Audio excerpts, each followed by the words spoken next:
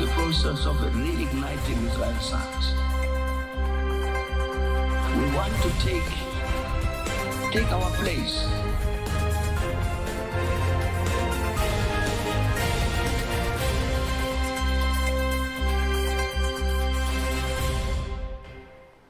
Good evening, I'm Teddy Mparanyanga. You can also follow us live via YouTube channel TVC Online, and also get all the latest news through our Instagram, Facebook, and X pages at TVC Online.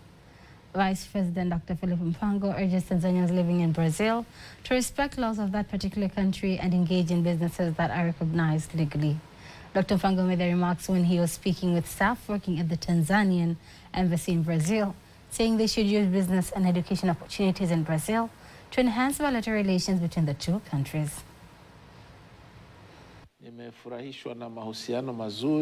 I'm pleased with the strong and positive relations that exist between the United Republic of Tanzania and the Federative Republic of Brazil.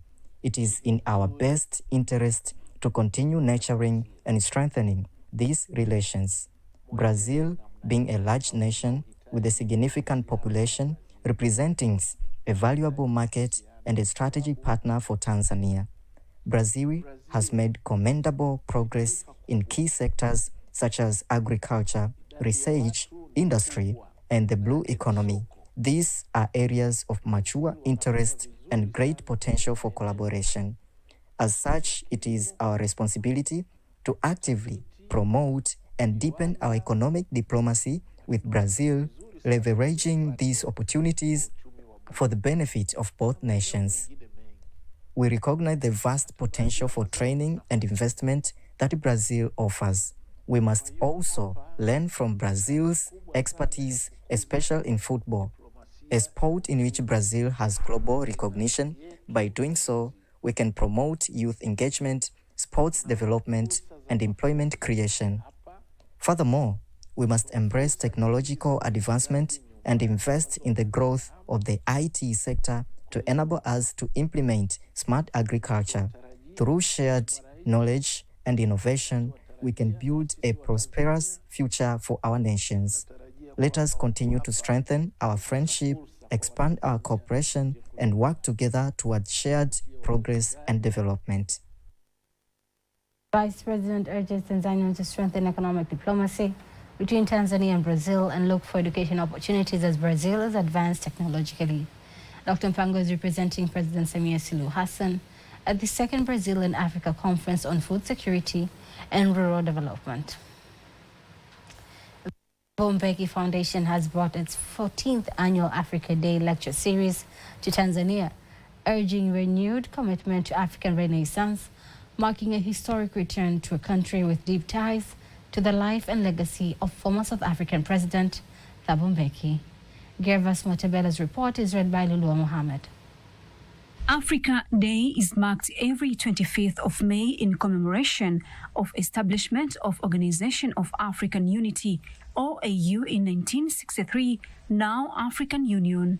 After hosting the 2023 lecture in Guinea-Conakry, being the first time out of South Africa, the Thabo Mbeki Foundation has chosen Tanzania for the 2024-2025 edition of Africa Day lectures running from 19th to 26th May.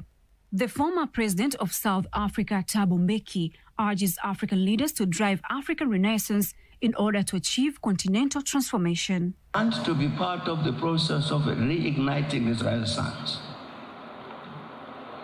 We want to take our place. Respond to our own responsibility to define the future of the continent. And answer the question themselves, well, what do we do as university students of this university? What do we do to achieve that objective? It was the lead university in helping the continent to answer the question from 1960 when the continent gets independent. This university was very central to answering the question for independent Africa. What do you do with your independence? Speaking at the event, Tanzania's former president, Dr. Jakaya Kikwete, says the Thabo Mbeki Foundation is committed to catalyzing African Renaissance through dialogue, policy research and engagement, urging African universities and colleges to impart knowledge and academicians and students on African Renaissance. You have set the tone for serious reflection and have reignited a long-burning flame, a desire for African transformation driven by African thought, African agency, African leadership, and the African people.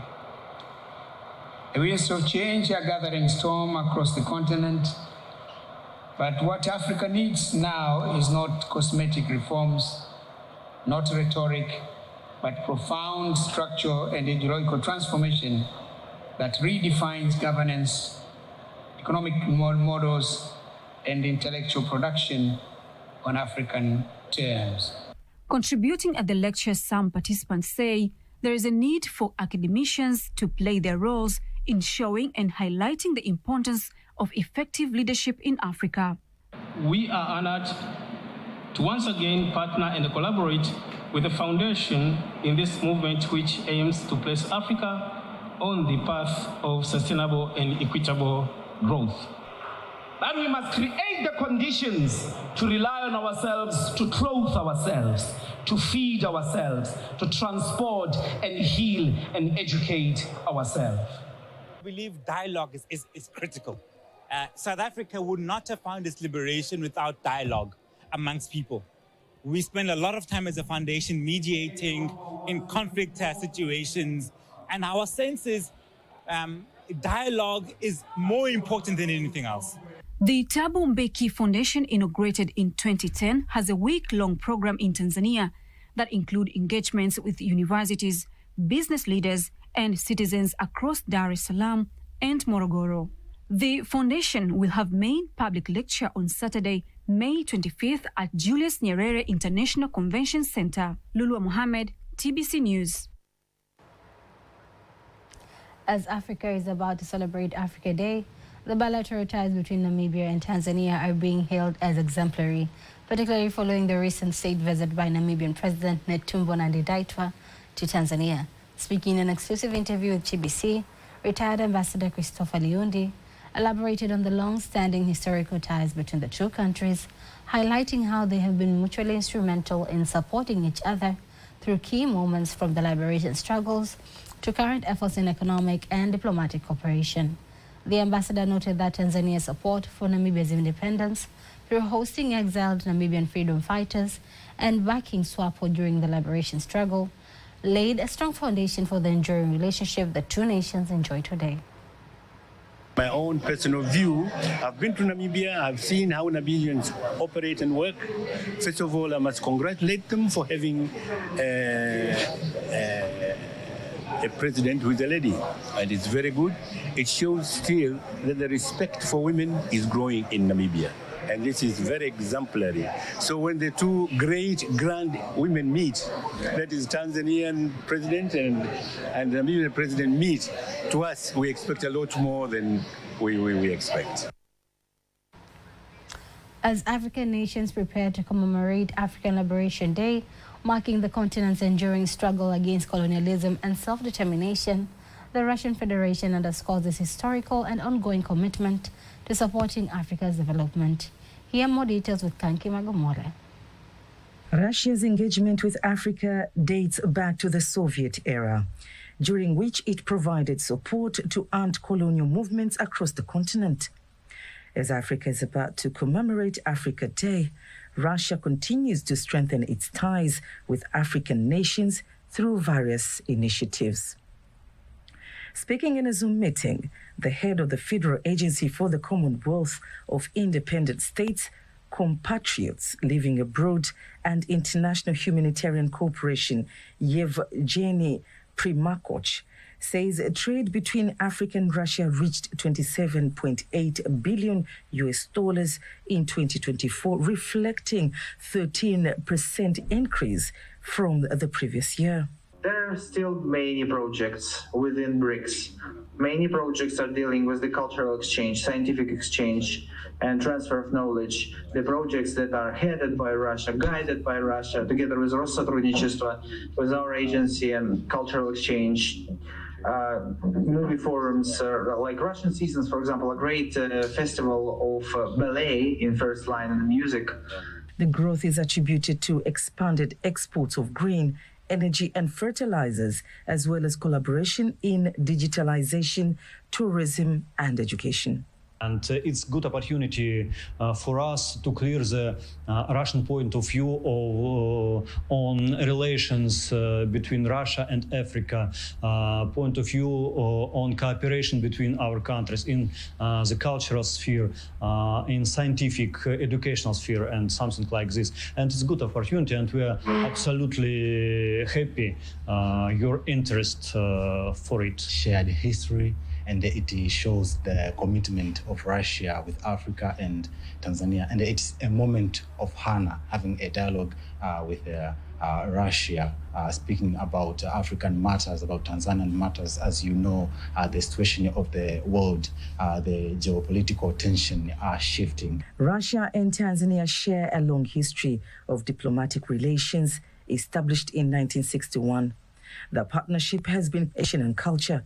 Recent years have seen strengthening of these ties with new economic cooperation initiatives and increased trade. Kanki Maigomole, TBC News. Former President of South Africa, Mbeki, has thanked the Tanzanian government and Sokoine University of Agriculture, SUA, for continuing to take care of freedom fighters' graves located in the Mazimbo, Morogoro region. Speaking after visiting the graves, Mbeki says those freedom fighters are important not only for the South Africans, but they are also part of the history of the liberation struggles in Africa. I'm very, very glad indeed. I must say thanks to the university, Sokoine University, for looking after this place. And indeed, I'm glad that we have the possibility to come and lay the reeds here to indicate our own respect for these people who are here, but also I think for the university, because the university plays a very critical role in the preservation of these graves and these tributes. And really I want to say thank you very much for all of that. As I was saying, this is an extraordinary story which must be told for that humanity, so that it knows what Morogoro did, what Mazimbu did in Morogoro to achieve this objective which is stated on that flag. But thanks a lot, Vice Chancellor, and thanks a lot, Chancellor. This is really a very moving tribute. On his part, Morogoro Regional Commissioner Adam Malima says the government of Tanzania will continue to take care of the cemeteries in order to keep memories for the current and future generations.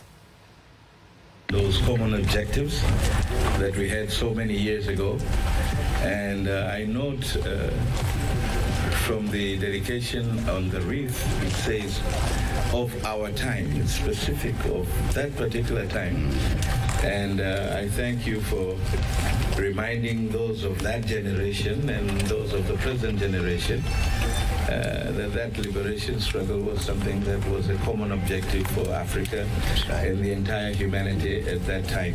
So today here we're here as part of the annual lectures by the former president of South Africa, His Excellency Thabo Mbeki, which he has been having for the past 15 years. And this happens normally around the Africa Day, which is the celebration of the establishment of the African Union. President of Zanzibar and Chairman of the Revolutionary Council, Dr. Hussein Ali Mwinyi, has left the country to Zimbabwe for a working visit. At the Abeid Aman Karume Airport in Zanzibar, President Mwinyi and his delegation were seen off by various leaders, including Second Vice President of Zanzibar, Ahmed Suleiman Abdallah. Upon his arrival in Harare, Zimbabwe, President Mwinyi was welcomed by Tanzania's ambassador in Zimbabwe, Susan Kaganda. President of Zanzibar is representing President Samia Suluhu Hassan at the Southern African Development Country, SADC, heads of state meeting that will be held tomorrow in Harare, Zimbabwe. The meeting, to be led by SADC Chairman, President Emerson Mnangagwa of Zimbabwe. Among other issues, it will be discussed guidelines on carbon business among the member states. On to the next news. Following the launch of Tanzania's updated foreign policy, by President Samia Suluhu Hassan earlier this week, the Tanzania Broadcasting Corporation, TBC, through its Mada Kuu program, led efforts to raise public awareness by hosting an inclusive dialogue. Experts, including government officials and scholars, praised the media's crucial role in educating citizens and supporting the effective implementation of the policy, both locally and internationally. Rioba Steven has more details. The world witnessed the launch of the newly updated foreign policy in Dar es Salaam. President Samia Suluhu Hassan emphasized the importance of ensuring that Tanzanians are well informed about this strategic policy shift. In response, the Tanzania Broadcasting Corporation, TBC, through its weekly dialogue platform Mada Kuu, hosted an in-depth discussion of the newly foreign policy and international implication with participation of various stakeholders. Justin Kisoka, Director of Policy and Planning at the Ministry of Foreign Affairs and East African Cooperation, highlights the vital role of the media and stresses the importance of public dialogue in fostering a better understanding of the policy. The media is going to be extensively engaged because we believe the media is the center of the information flow. So that is an issue which is in the table, and you will be the first one to have this opportunity. In fact, the media has been the number one client or stakeholders to be informed and to be alerted on the foreign policy. The event today is part of that big exercise. Deus Kibamba, a lecturer at the Center for Foreign Affairs Tanzania, was one of the panelists and emphasized that the media plays a significant role in facilitating the implementation of the policy. So education is number one, and it's going to be done through, for instance, media programs like these, and of course, public programs and so on and so on. So my excitement is that this policy provides for a continuity to the old commitments as well as the newly committed areas. And for us students, I think it's one of the ways to give us confidence that we have the support and we have the people to help us to move and be able to impact us in whatever we are studying, so as we are given a large area, a large platform for us to practice it. The updated foreign policy encompasses the key themes that are expected to bring transformative benefits to both diplomacy and the national economy. Rioba Steven, TBC News. Before concluding the local news, let's take a look at today's exchange rates according to the Bank of Tanzania, BOT.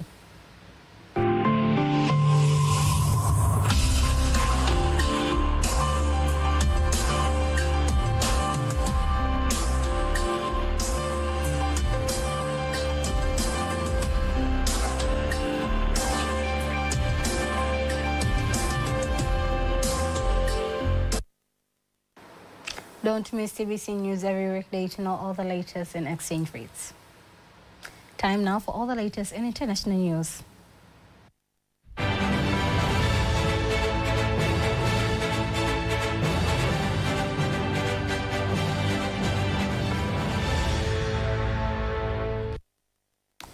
And here is international news as compiled and read by Nyambona Masamba. International news starts in the USA. A 30-year-old suspect has been arrested after 2 Israeli embassy staff shot dead in the U.S. Capitol. Police say Elias Rodrigo has been taken to the custody. Police say the 2 Israeli embassy staff were shot dead as they were leaving an event hosted by Capitol Jewish Museum. The suspect from Chicago, unknown to authorities. He approached a group of 4 people, produced a handgun, and opened fire, striking both the dissidents. After shooting, the suspect dared enter the museum, and he was detained by event security.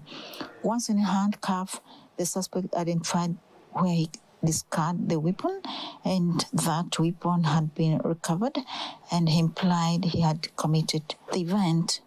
Meanwhile, an extraordinary exchange at the Oval Office confrontation between U.S. President Donald Trump and South Africa's President Cyril Ramaphosa.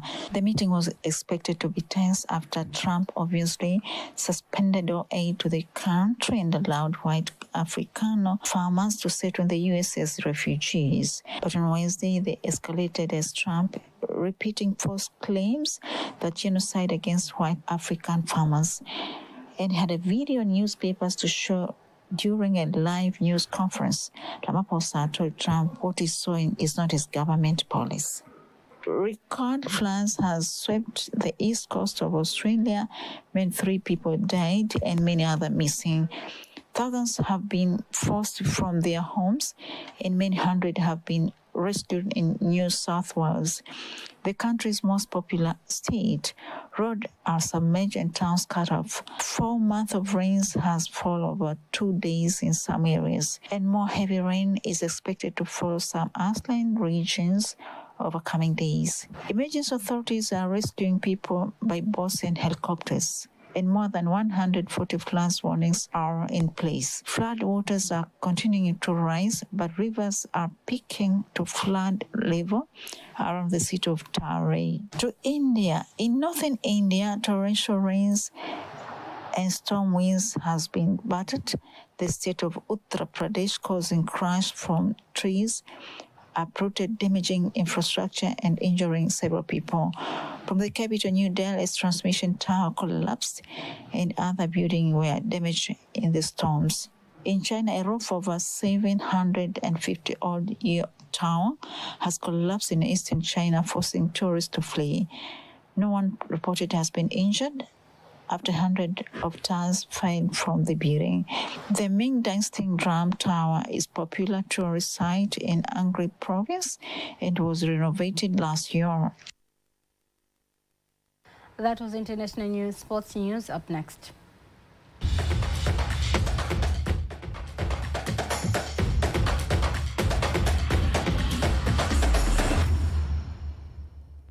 In sports news, Japan Africa Baseball and Softball Foundation President Shinya Tomonari says that they are ready to impart skills and knowledge of those games to African players to promote the game in Africa.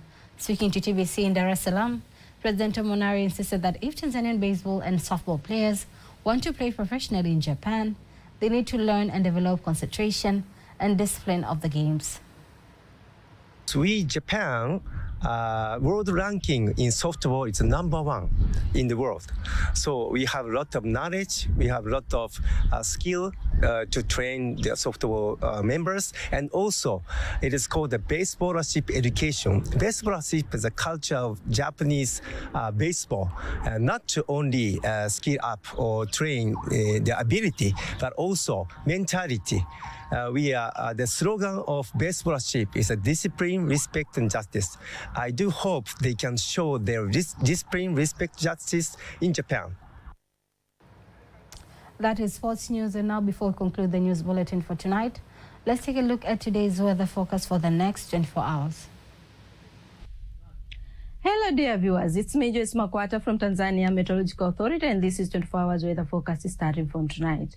We expect a windy to flat speed of 20 kilometers per hour for Lake Victoria, while over the northern part of Lake Tanganyika, we expect a wind to flat speed of 30 kilometers per hour. Southern part of Lake Tanganyika, Lake Nyasa, entire coastal belt, we expect a wind to flat speed of 40 kilometers per hour. Thus, TMO has issued advisory concerning period of strong winds expected over the entire coastal belt, Lake Nyasa, as well as southern part of Lake Tanganyika. So people conducting marine activities over those areas are advised to take necessary precautions. During the night, we expect Lake Victoria Basin together with Kigoma to feature partly cloud condition thunder showers over a few areas. Northern coast, including Morogoro, we expect light rain showers over a few areas during the night. And the rest part of the country, we expect it to feature just partly cloudy conditions. Tomorrow, we expect Northeastern Island, Northern coast, together with Morogoro, to experience partly cloud condition, rain showers over a few areas in sun period. While over Lake Victoria Basin, together with Kigoma, we expect thunder showers over a few areas in sun period. The rest part of the country, we expect it to feature mainly partly cloudy condition and long sun periods. And now let's have the next 4 days weather forecast. Dar es Salaam, we expect it to experience mainly partly cloudy condition and rain showers over a few areas. While in Dodoma, we expect it to feature mainly dry condition. Mbeya region, generally we expect it to feature mainly partly cloudy condition and sun periods. while over Mwanza, we expect also to feature partly cloudy condition and long sun periods. Kilimanjaro region, mainly partly cloudy condition with rain showers on 17th of May 2025. Kilimanjaro, Morogoro, we also expect to feature partly cloudy condition and sun periods. Arusha region, mainly we expect to experience mainly partly cloudy condition and sun periods. And that is what we have from Tanzania Meteorological Authority. Thanks for watching and have a good night. And that marks the end of the news bulletin for tonight. Do not miss our next bulletin in Kiswahili at 11 p.m. On behalf of the whole team, I am Teddy Mpanyanga. Have a lovely, lovely night.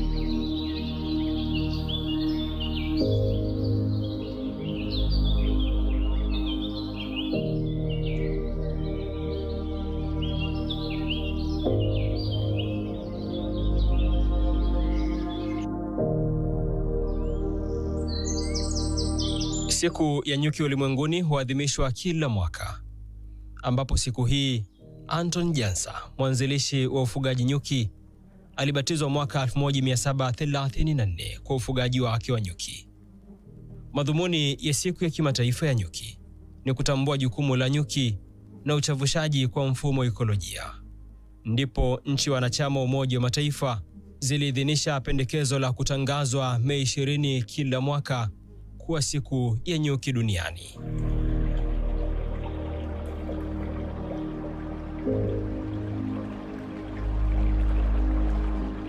Mdudu huyu anatafsiriwa kwa namna yake ya kipekee kabisa kutokana na umuhimu wake.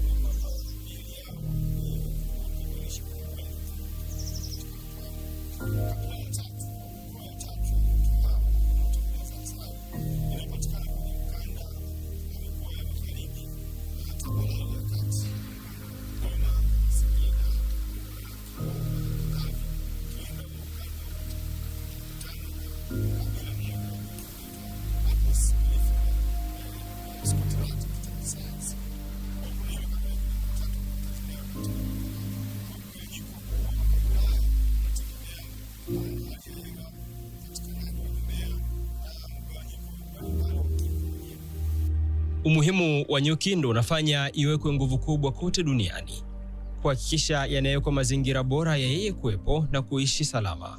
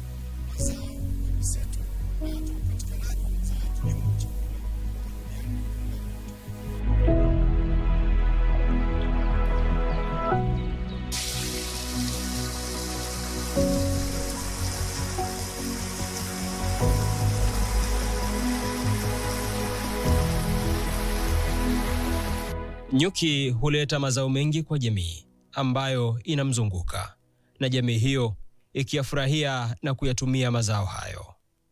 Faida ya nyuki ipo katika sehemu mbili.